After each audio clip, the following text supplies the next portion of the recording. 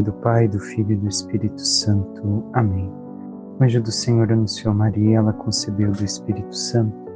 Ave Maria, cheia de graça, o Senhor é convosco. Bendita sois vós entre as mulheres, bendito é o fruto do vosso ventre, Jesus. Santa Maria, Mãe de Deus, rogai por nós, pecadores, agora e na hora de nossa morte. Amém. Eis aqui a serva do Senhor, faça-se em mim segundo a vossa palavra. Ave Maria, cheia de graça, o Senhor é convosco. Bendita sois vós entre as mulheres, bendito é o fruto do vosso ventre, Jesus. Santa Maria, Mãe de Deus, rogai por nós, pecadores, agora e na hora de nossa morte. Amém. E o Verbo divino se fez carne e habitou entre nós. Ave Maria, cheia de graça, o Senhor é convosco. Bendita sois vós entre as mulheres, bendito é o fruto do vosso ventre, Jesus. Santa Maria, Mãe de Deus, rogai por nós, pecadores, agora e na hora de nossa morte. Amém. Rogai por nós, Santa Mãe de Deus, para que sejamos dignos das promessas de Cristo. Oremos, infundi, Senhor, em nossas almas a vossa graça, como vos pedimos, para que nós, que por iniciação do anjo, viemos a saber o mistério de vossa encarnação, paixão e morte de cruz, cheguemos um dia à glória eterna dos céus, pelo mesmo Cristo, Senhor nosso. Amém. Caríssimo irmão e irmã, nesta quarta-feira, 5 de novembro, celebramos alguém ainda não declarado santo, porém já beato. Não é que falte muito, tendo em vista que já realizou alguns milagres para sua canonização. O que falta é somente a aprovação dos mesmos milagres pelo Vaticano para que sua canonização venha a ser realizada. E quem é este? É um beato agostiniano, um santo que viveu justamente aqui no Brasil. Beato Mariano della Mata. Este homem era um espanhol que veio para a missão em terras brasileiras e aqui viveu sua vida inteira até o final. Viveu uma vida de desapego total às coisas materiais, uma vida de oração, uma vida de sacramentos para todo o povo de Deus. E assim, sempre ministrando sacramentos, também trabalhando nos nossos colégios, em especial, grande parte deste trabalho em colégio, ele exerceu em Schmidt e depois São José do Rio Preto. Schmidt é um distrito vizinho a São José do Rio Preto. Viveu sua vida ao final aqui em São Paulo, na paróquia Santo Agostinho, onde era, além de auxiliar, professor no colégio, também vigário da mesma paróquia. Então, o que o levou à sua santidade? Aquilo que todos os santos vivem. Viver o cotidiano na entrega total a Deus. Uma vida de desapego, como o evangelho de hoje vai dizer, um amor total ao Senhor, e também esta doação total aos demais, desapegados de tudo, amando somente, ou melhor, amando firmemente a Deus, com o santo propósito de ser-lhe fiel em todos os momentos de sua vida, em toda a sua vocação. Assim se entregou.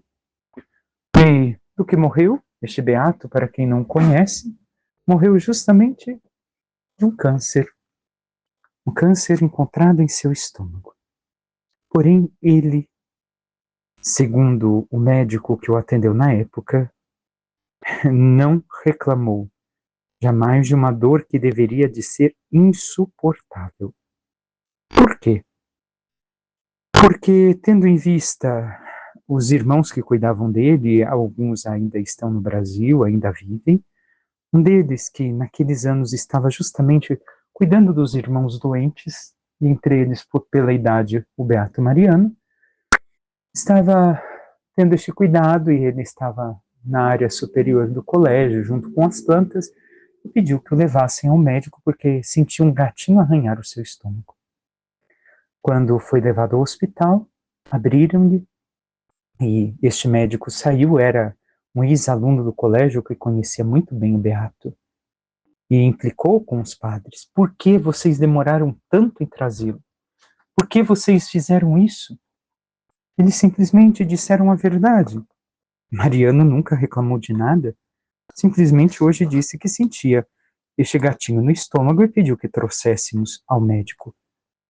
E assim, aos prantos, este médico no hospital disse: já é tarde demais para fazer algo.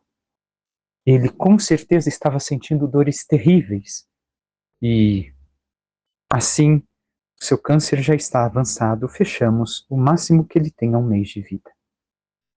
Realmente resistiu até este mês que completou, falecendo neste dia em 1984.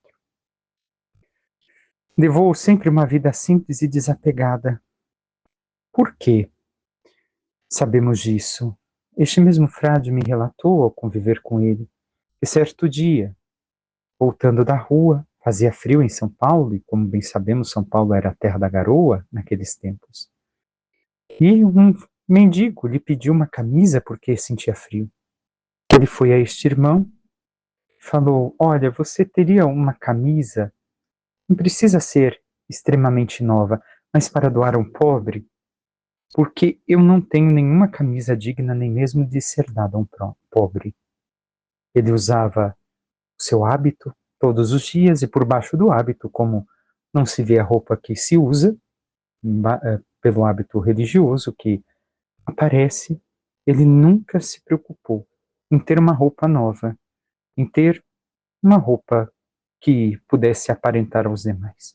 Sempre usou até o final de sua vida o hábito religioso e assim se santificou no cotidiano, amando a Deus, amando o próximo, na simplicidade, no seu trabalho, como sacerdote, como professor.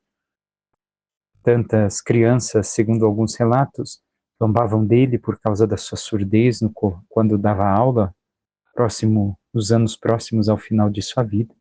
Porém, ele seguia sendo o mesmo Mariano, realizando a sua missão com honra, com o sentido de servir a Deus e ao próximo para chegar ao céu.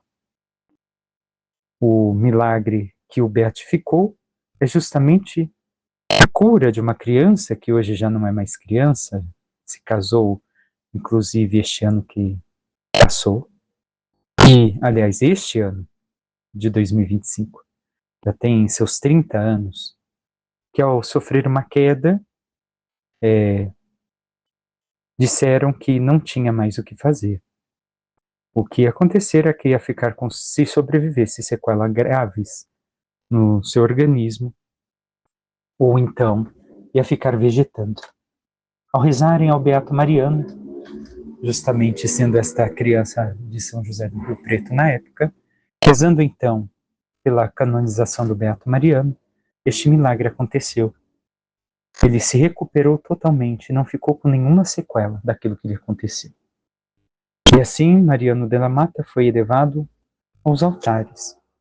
E os próximos milagres que já se atestam também são de crianças, mas não são únicos e exclusivos. Que possamos pedir também por nossas situações, seja pelo câncer que ele mesmo passou, seja por outras intenções no nosso dia a dia, das dificuldades do trabalho, de convivência, para que ele interceda por nós e nos ajude a viver a santidade onde quer que estejamos. Dito isso, meditemos a liturgia. Vamos meditar a liturgia do dia que a Igreja propõe no Brasil, mas em nossas paróquias agostinianas a liturgia será justamente a do Beato. O evangelho de hoje seguimos com São Lucas e escutamos: naquele tempo grandes multidões acompanhavam Jesus. Voltando-se, ele lhes disse: se alguém vem a mim, mas não se desapega de seu pai, sua mãe, sua mulher, seus filhos, seus irmãos e suas irmãs, e até da sua própria vida, não pode ser meu discípulo. Quem não carrega a sua cruz e não caminha atrás de mim, não pode ser meu discípulo. Com efeito, qual de vós, querendo construir uma torre, não se senta primeiro e calcula os gastos para ver se tem o suficiente para terminar? Caso contrário, ele vai lançar o alicerce e não será capaz de acabar. E todos os que virem isso começarão a caçoar, dizendo: este homem começou a construir e não foi capaz de acabar. Ou ainda, qual o rei que ao sair para guerrear com outro não se senta primeiro e examina bem se com 10.000 homens poderá enfrentar o outro que marcha contra ele com 20.000? Se ele vê que não pode, enquanto o outro rei ainda está longe, envia mensageiros para negociar as condições de paz. Do mesmo modo, portanto, qualquer um de vós, se não renunciar a tudo o que tem, não pode ser meu discípulo. Palavra da salvação, glória a vós, Senhor.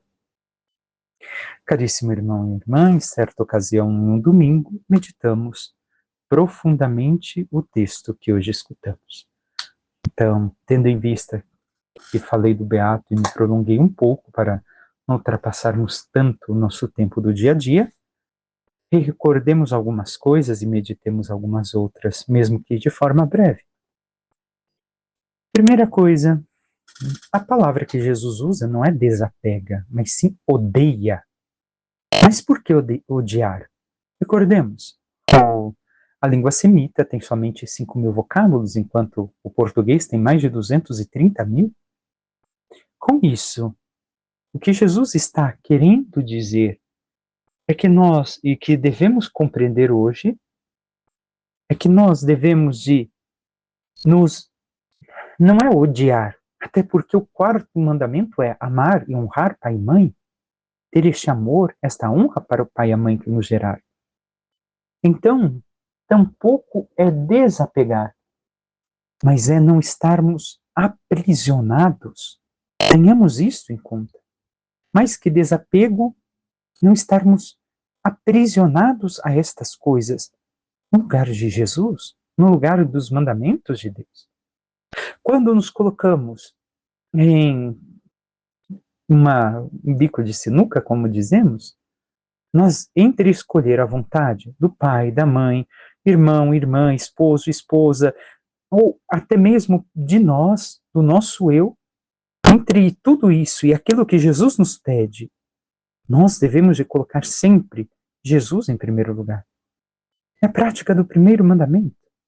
Ainda não tem noção que Jesus é Deus, este povo, mas Jesus o está indicando agora. E é tudo que nós devemos de ter em vista, irmão e irmã, que é desapegar, ou melhor, mais uma vez, não nos aprisionar a nós mesmos, aos demais, mas sim ao amor autêntico, primeiro a Deus, porque a partir dele aprendemos a amar todos os demais e tudo mais da maneira que deve ser amado. Então, devemos de, para isso, meditar e compreender o amor de Jesus por nós. Cada vez que meditamos a sua paixão, o seu sofrimento, a sua entrega, o seu abandono, o seu fazer-se nada pela nossa salvação, nós podemos compreender o tão grande amor de Jesus por nós e o porquê nós devemos de corresponder este amor a Ele de forma plena, de forma sincera, colocando todo o resto em segundo plano e Ele em primeiro lugar. Mas, irmão, irmã, assim temos buscado fazer? Recordemos, amor não é somente sentimento. O amor comporta ação que supera o sentimento. A mãe e o pai que amam seu filho, mesmo quando, de um certo modo, poderíamos dizer, em certas ocasiões, escutamos pai e mãe dizer: eu já não sinto mais amor pelo meu filho, pela minha filha, por causa de coisas terríveis que possam ter feito, mas, no entanto, agem com amor. Agem com amor para ver se conseguem resgatar e salvar aquele filho, aquela filha que se perderam por tantas estradas e que tanto mal fazem ao pai e à mãe. E assim vemos que o amor não é só sentimento, mas comporta ação, comporta decisão, comporta renúncia, como segue Jesus dizendo, falando que devemos de renunciar a tudo para sermos seus discípulos. E a tudo não é selecionar isso ou aquilo, tudo. Tudo que ele nos pede por amor a ele, nós necessitamos renunciar. Mas o quanto renunciamos, irmão e irmã? Realmente fazemos esta renúncia por amor para amá-lo melhor?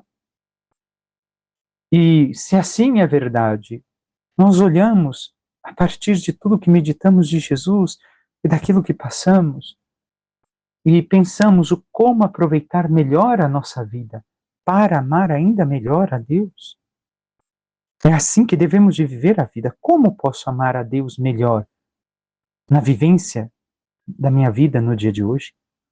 Nestes fatos que estou passando, nas situações que estou vivendo? E recordemos ainda, Jesus fala que devemos de tomar a nossa cruz e seguir. Não nos iludamos que o cristianismo vai ser fácil. Não. O cristianismo sempre apresentará dificuldades, mas não que elas não estavam ali antes. A questão é que nós não as enxergávamos. Por viver de qualquer jeito e não amar a Deus, não enxergávamos as dificuldades que já estavam diante de nós. E o quanto temos reconhecido tais fatos. E aqueles dois exemplos que o Senhor coloca, é justamente para vermos e nos prepararmos para viver a vida com Ele, enfrentarmos todas as dificuldades e superar também tudo aquilo que nos impede de viver com o Senhor. E o quanto, mais uma vez questiono, o temos feito. O Salmo nos diz: feliz quem tem piedade e empresta. E esta frase, o que quer nos dizer? Ter piedade, primeiro, é viver a vida de fé. Segundo, empresta. Deveríamos de enxergar o emprestar, reconhecendo que também Deus nos emprestou tudo. Tudo que temos. Recordemos o que meditamos com as parábolas que Jesus colocou alguns domingos atrás. Justamente do homem rico. Devemos de recordar que nada é nosso, tudo é de Deus. E que um dia deixaremos tudo, então tudo é emprestado. E por isso, devemos de viver então a fé e emprestar. Somente coisas materiais? Não. O nosso tempo, os nossos talentos, os nossos dons para os demais. Porque o Senhor nos deu, o Senhor nos emprestou, mas não para ser somente meu, mas também para o próximo. E por fim, a primeira leitura. Seguimos com Romanos 13. Diz São Paulo: irmãos, não fiqueis devendo nada para ninguém, a não ser o amor mútuo. Pois quem ama o próximo está cumprindo a lei. De fato, os mandamentos: não cometerás adultério, não matarás, não roubarás, não cobiçarás e qualquer outro mandamento se resume neste: amarás o teu próximo como a ti mesmo. O amor não faz nenhum mal contra o próximo. Portanto, o amor é o cumprimento perfeito da lei. Vemos São Paulo colocando e encaixando todos os demais mandamentos no mandamento da lei do amor ao próximo. Mas recordemos, o mandamento do amor ao próximo, Jesus ampliou: amai-vos uns aos outros como eu vos amei. Então, o amor verdadeiro e autêntico, porque, como bem sabemos, nossos tempos utilizam de uma forma completamente distorcida a palavra amor. Recordemos, São Paulo fala de ágape, de caridade. Então, o amor verdadeiro passa pelo amor de Cristo. Porque muitas pessoas, ao usarem a palavra amor, justificam tais pecados dizendo que amam e não amam. Se nós devemos de amar os demais como Jesus nos amou, Jesus fez estas coisas, os demais mandamentos, tudo aquilo que é pecado nos demais mandamentos, Jesus fez? Não. Então como posso fazer ao próximo? Se eu tenho que amar ao próximo como Jesus me amou, como Jesus me ensina a amar, não há justificativa para qualquer pecado, tendo em vista o amor de Jesus por mim. E é isso que devemos de, mais uma vez, colocar como reflexão, não somente a paixão, morte e ressurreição do Senhor, mas a vida total de amor de Jesus por nós, por todos aqueles que estavam à sua volta, por cada um de nós que aqui estamos. Se nós olharmos este amor de Jesus, se nós vivenciarmos este amor e imitá-lo no amor, evitaremos sempre o pecado, porque o amor não quer destruir a humanidade do outro, e tampouco a centelha de divindade implantada no outro através do batismo, a imagem de Cristo, santidade do outro, mas sim quer exaltá-la, quer ajudar a crescer, este é o verdadeiro amor. Tudo que se opõe à santificação, à santidade do outro, não é um amor autêntico, mas um falso amor. Talvez um egoísmo, ou talvez um tirar vantagens de qualquer área que seja. Podemos passar por inúmeras áreas e, assim, não contém o amor autêntico e verdadeiro ao próximo, tampouco a Deus. Peçamos à Santíssima Virgem Maria, nossa Mãe, que interceda por cada um de nós e nos ajude cada vez mais reconhecer o amor de Deus por nós.